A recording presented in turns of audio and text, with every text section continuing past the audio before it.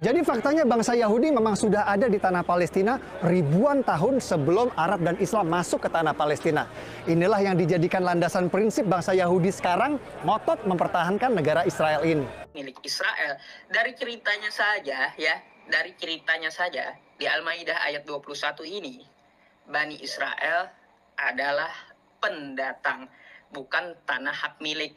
Tapi mereka mengklaim dan mengakui bahwa tanah Palestina itu adalah tanah perjanjian yang dijanjikan oleh Tuhannya Nabi Musa. Jadi kalau kita melihat secara historis ya Bapak Ibu semuanya, sebelum Bani Israel masuk ke wilayah tersebut, ke tanah Palestina tersebut, jadi tanah itu sudah didiami suku-suku Arab, yaitu kabilah Finikiyin namanya.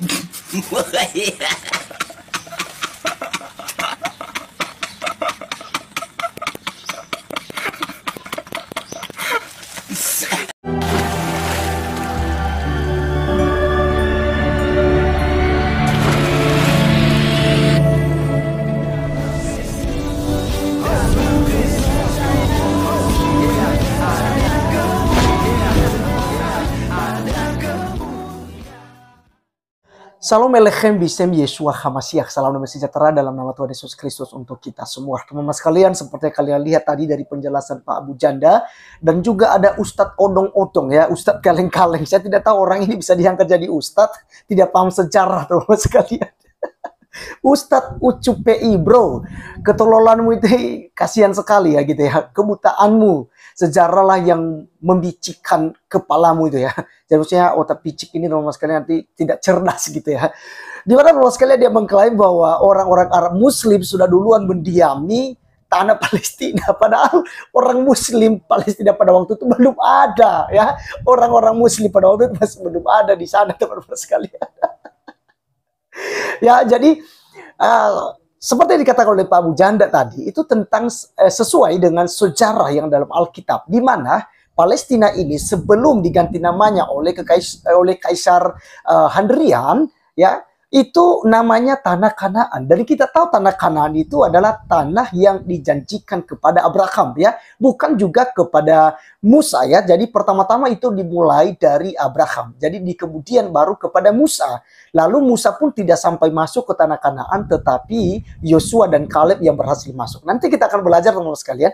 Mari kita dengarkan dulu ya penjelasan daripada UCPI ya tentang klaimnya bahwa Palestina, tanah Palestina itu adalah milik Islam ya, Arab Muslim mungkin ya. Baik, kita simak videonya berikut ini.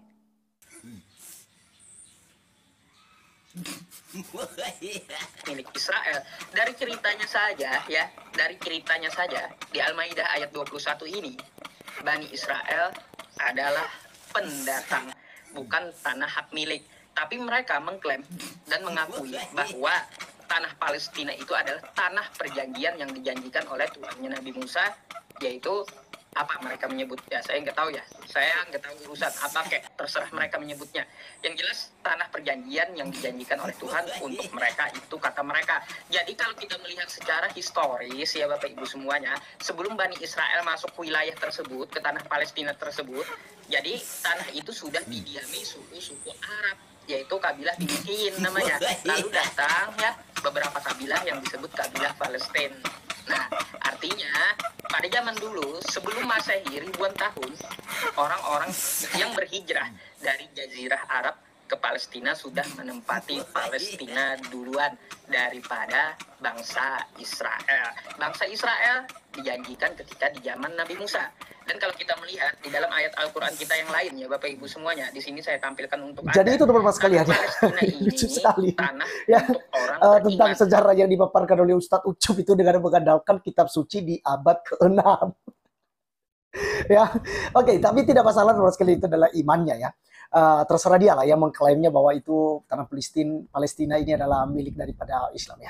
Tapi kita akan lihat teman-teman sekalian, di dalam Kejadian pasal 12 ayat 6, ternyata tadi Palestina ini sebelum diganti nama ya, itu namanya adalah tanah Kanaan. Dan kita melihat ya, Di dalam Kejadian pasal 12 ayat yang ke-6 sampai 7, saya baca. Abraham berjalan melalui negeri itu sampai ke suatu tempat dekat Sikem, yakni pohon terbantin di More. Waktu itu orang Kanaan diam di negeri itu. Perhatikan, ketika itu Tuhan menampakkan diri kepada Abraham dan berfirman, aku akan memberikan negeri ini kepada keturunanmu, maka didirikannya di situ mezbah bagi Tuhan yang telah menampakkan diri kepadanya. Jadi teman-teman sekalian, kalau Ustadz Ucup katakan bahwa janji untuk memiliki tanah Kanaan itu adalah diberikan kepada Nabi Musa, itu udah keliru sekali, itu buta sejarah. Karena pada kenyataannya sejak zaman Abraham lah Tuhan telah menjanjikan tanah Kanaan itu untuk keturunan Abraham, Ishak, Yakub, yaitu yang disebut dengan Israel, ya. Dan teman-teman sekalian, siapa sih orang-orang Kanaan ini? Penduduk Kanaan asli ini. Ya, jadi mereka ini kalau Pak Abu Janda bilang adalah orang-orang Yunani kuno, itu betul ya. Tetapi orang Yunani kuno ini adalah cucu atau cicit ya, cucu cicit ya dari Nabi Nuh. Kalau kita melihat teman-teman sekalian dalam Kejadian pasal 10 ayat 6, firman Tuhan katakan, keturunan Ham ialah Kus, Misraim, Put, dan Kanaan. Jadi orang-orang Kanaan ini adalah keturunan Ham. Siapa orang tua Ham? Yaitu Nabi Nuh. Karena Nuh itu di dalam Kejadian 10 ayat 1, inilah keturunan Sem, Ham, dan Yafet, anak-anak Nuh ya. Jadi Sem, Ham, dan Yafet inilah anak-anak Nuh. Dan Ham ya itu punya keturunan itu orang-orang Kanaan yang Pak Abu Janda nantinya sebutkan sebagai orang-orang Yunani kuno. Nah teman-teman sekalian, itu seperti saya katakan tadi bahwa tanah Kanaan itu ketika diberikan janji kepada Abraham, lalu Abraham punya Ishak, kemudian ada Yakub ya, anak daripada Ishak, lalu Yakub itu punya anak yaitu Yusuf yang dijual ke Mesir gitu ya, dijual ke Mesir dan dia menjadi besar di sana, mereka diperbudak di sana. Akhirnya Tuhan mendengarkan doa orang Israel, lalu diutuslah Musa untuk mengeluarkan mereka dari tanah Mesir ya, di kitab Keluaran. Kemudian teman-teman sekalian, dijanjikanlah tanah Kanaan kepada Musa. Musa menuntun mereka menuju kepada tanah Kanaan. Tetapi singkat ceritanya Musa tidak masuk dalam tanah Kanaan karena buat pelanggaran di hadapan Tuhan. Lalu dipilihlah Yosua ya untuk apa? Ya membawa bangsa Israel masuk ke dalam tanah Kanaan. Dan kita bisa menemukan itu di dalam kitab Yosua pasal yang ke-10 sampai pasal yang ke-11. Di mana Yosua mengalahkan raja-raja. Nanti teman-teman bisa baca. Yosua pasal 10 sampai pasal ke-14. Di pasal ke-14-nya lah pembagian tanah Kanaan itu. Nah jadi teman-teman sekalian, memang kebotolan Ustaz Yusuf itu tidak bisa dibendung lagi ya. Memang benar-benar botol, bodoh dan tolol ya. Jadi nggak paham sejarah. Nah teman-teman sekalian, itulah penjelasan singkat dari saya. Karena saya sudah pernah bahas juga, dan juga saya tampilkan kemarin tuh dari Bro Jemayan Yashin juga ya, udah memberikan jawaban itu. Dan kali ini mari kita mendengarkan penjelasan detail dari orang Muslim sendiri, orang yang tentu saja lebih kita percayai daripada Ustadz Ucup PI. Siapakah dia? Kita saksikan bersama. Gus ya, saya panggil dia Gus ya, atau apa panggilan Abu Janda ya. Pokoknya untuk Permadi Arya lah ya, kita dengarkan bersama-sama penjelasannya berikut ini.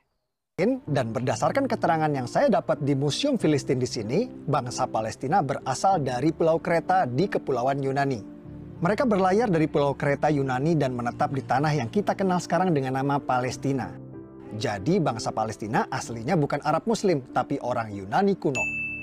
Waktu bangsa Filistin ke sini dari Yunani, daerah ini dulu belum bernama Palestina. Daerah ini dulu masih bernama Kanaan atau Tanah Kanaan. Apakah waktu itu sudah ada bangsa Arab dan Yahudi di sini? Jawabannya belum.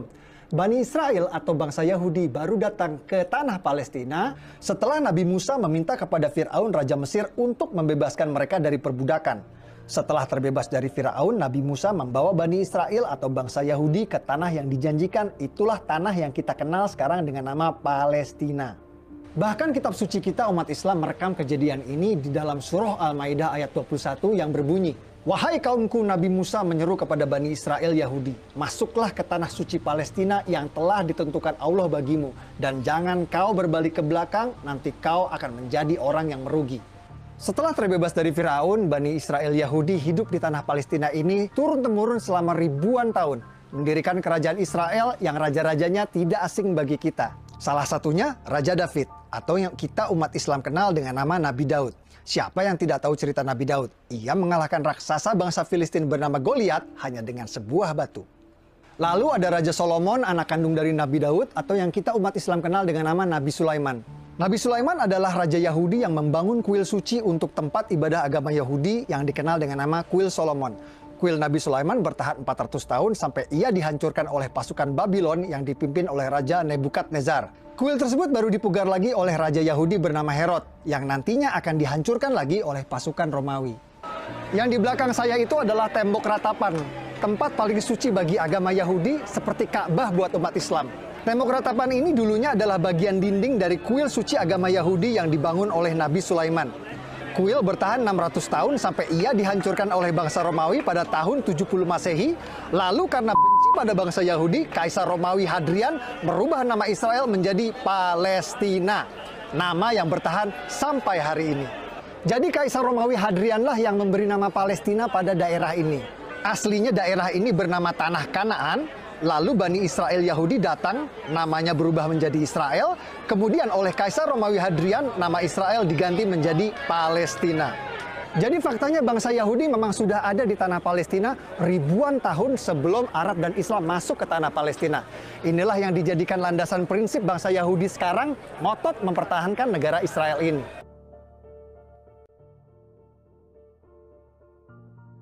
Lalu kapan Arab dan Islam masuk ke tanah Palestina? Arab dan Islam masuk ke Palestina saat Khalifah Umar menaklukkan Yerusalem Al-Quds pada tahun 638 Masehi. Tempat ini bernama Umar bin Khattab Square atau alun-alun Umar bin Khattab. Dinamakan untuk mengenang sang Khalifah Umar yang menaklukkan Yerusalem Al-Quds pada tahun 638 Masehi. Oh, sudah waktunya sholat. Yuk kita ke Aqsa.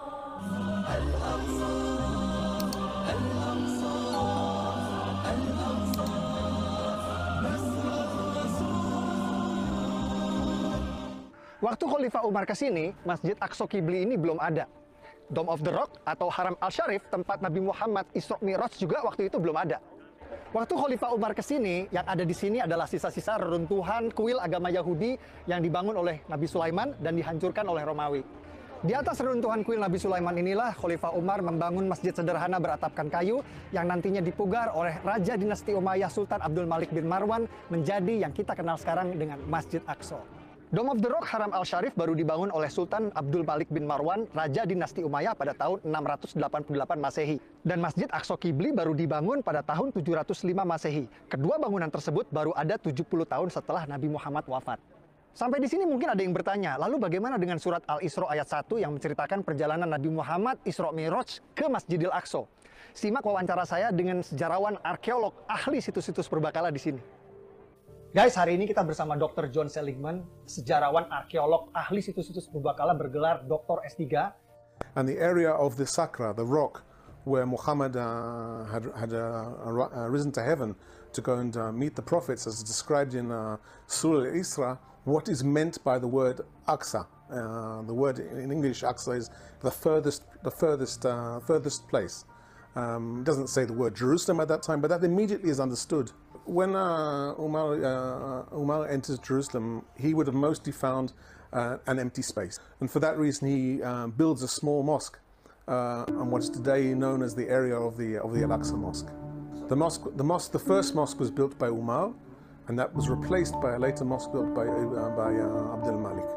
Menurut penjelasan para ulama, Masjid Aqsa pada ayat tersebut bermakna masjid terjauh, juga mempunyai makna tempat bersujud. Jadi yang dimaksud Masjid Aqsa pada ayat tersebut bukan ini, juga bukan ini, karena kedua bangunan ini belum ada pada waktu itu. Arab dan Islam berkuasa selama 500 tahun sampai kerajaan Kristen Prancis datang. Atas perintah Paus di Vatikan, pasukan Prancis datang menaklukkan Palestina yang kita kenal sekarang dengan istilah Perang Salib.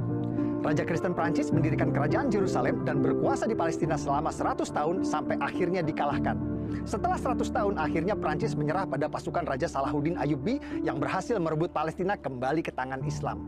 Setelah era Raja Salahuddin Ayyubi, Palestina sempat beberapa kali pindah tangan. Pada tahun 1200-an, Palestina jatuh lagi ke tangan kerajaan Kristen Eropa yang dipimpin Raja Frederick II dari Jerman. Namun tak lama direbut kembali oleh Kesultanan Islam Mamluk yang pasukan berkudanya terkenal perkasa. Sampai tiba pada era kejayaan Islam, lahirnya superpower pada waktu itu, yakni Kerajaan Ottoman Turki.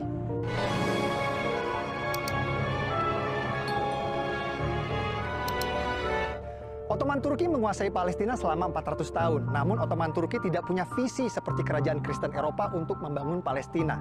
Ambisi Sultan Ottoman justru memperluas kekuasaannya ke Eropa. Ottoman fokus menaklukkan kerajaan-kerajaan Eropa dan Palestina menjadi sebuah provinsi yang terlupakan. Setelah 400 tahun terlupakan, Palestina lagi-lagi akan menjadi ajang perebutan berdarah yang akan berlangsung sampai hari ini. Semua berawal saat Perang Dunia Pertama terjadi.